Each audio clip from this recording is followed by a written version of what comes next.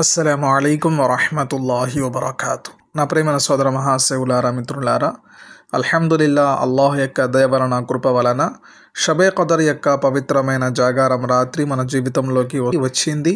మనమందరం కూడా దీన్ని తప్పనిసరిగా వినియోగించుకోవాలి. ఇప్పుడు కొంతమంది ఆడవారు బాధపడే విషయం ఏమిటి అంటే, షబే ఖదర్ చాలా ప్రత్యేకమైన రాత్రి. ఈ యొక్క రాత్రి జాగారం చేయడం వలన మేము అద్భుతమైన లాభాలు పొందవచ్చు.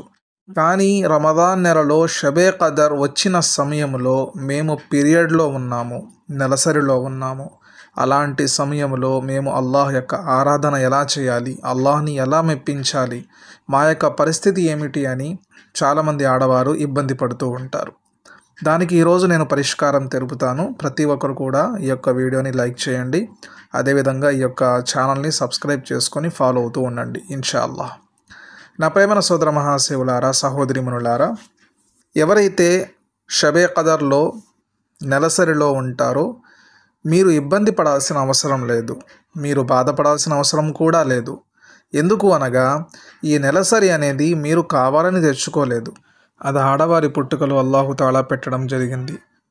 అందువలన ప్రతి ఒక్క ఆడవారు కూడా ఎవరైతే పీరియడ్లో ఉంటారో రంజాన్ నెలలో వాళ్ళు జాగారం ఎలా చేయాలి అనగా, మీరు జాగారంలో ముందుగా వజూ చేసుకోండి. చాలామంది అంటూ ఉంటారు, నెలసరిలో ఉన్న ఆడవారు వజూ చేయకూడదు, ఆ వస్తువులు ఈ వస్తువులు ముట్టకూడదు అని చెప్పి. అవన్నీ కూడా అపోహలు మాత్రమే. ఇస్లాం ధర్మంలో దానికి ఎటువంటి స్థానం కూడా లేదు. ముందుగా మీరు చేయవలసిన పని వజూ చేసుకోవాలి. వజూ చేసుకున్న తర్వాత జానిమాజ్ కూడా వేసుకోవచ్చు, జానిమాజ్ మీద కూర్చోవచ్చు. అల్హమ్దులిల్లాహ్, జానిమాజ్ మీద కూర్చొని ముందుగా మీరు చేయవలసిన పని అల్లాహ్ యొక్క నామస్మరణ. సుబ్హానల్లాహ్, అల్హమ్దులిల్లాహ్, లా ఇలాహా ఇల్లల్లాహ్, అల్లాహు అక్బర్, అస్తగ్ఫిరుల్లాహ్, అస్తగ్ఫిరుల్లాహ రబ్బీ మిన్ కుల్లి జంబిన్ వ అతూబు ఇలైహ్, లా ఇలాహా ఇల్లా అంత సుబ్హానక ఇన్నీ కుంతు మినజ్జాలిమీన్. ఇలాంటి నామస్మరణలు ఎన్నైతే ఉన్నాయో వీటిలో ఏదో ఒక నామస్మరణ లేదా ప్రతి ఒక్క నామస్మరణ మీ యొక్క మనసు శాంతి కలిగేంత వరకు చేస్తూ ఉండండి. అదేవిధంగా మీరు దరూద్ కూడా చదవవచ్చు. ఏ దరూద్ అయినా పర్లేదు, నమాజ్లో చదివే దరూద్ అయినా పర్లేదు, లేదా మీకు ప్రత్యేకమైన దరూద్ ఏదన్నా వస్తే అదైనా పర్లేదు. అలాంటి దరూద్లు కూడా మీరు చదవవచ్చు. లెక్కించుకోండి, 100 సార్లు, 200 సార్లు, 300 సార్లు, 400 సార్లు, ఇన్నిసార్లు అని చెప్పి లెక్కించుకుంటే మీకు ఆరాధన చేయడానికి కూడా కొంచెం అనుకూలంగా ఉంటుంది. సో దాని ప్రకారంగా మీరు అల్లాహ్ యొక్క నామస్మరణ చేయవచ్చు. అల్లాహ్ యొక్క నామస్మరణ చేసిన తరువాత 2 చేతులు జోడించి అల్లాహ్తో దుఆ కూడా చేసుకోవచ్చు. ఒక విషయం నేను మిమ్మల్ని అడుగుతాను, మనం దేనికోసం జాగారం చేస్తాము?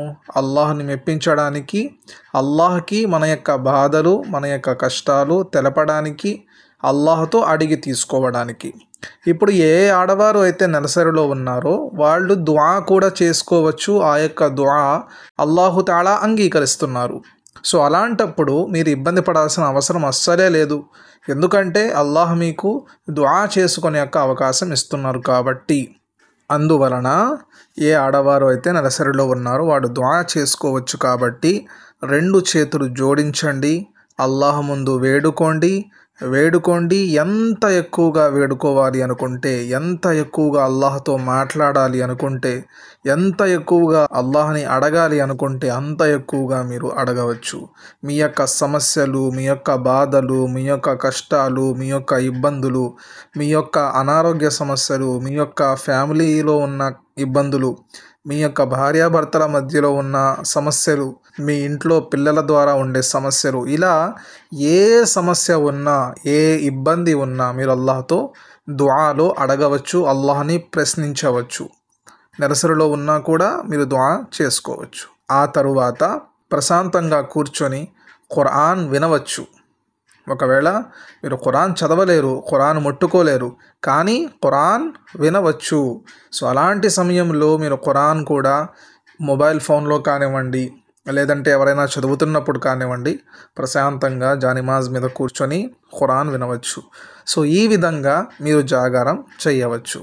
నా ప్రేమ సహోదరీమణులారా, ఈ విధంగా షబే ఖదర్ యొక్క రాత్రి జాగారం చేయవచ్చు.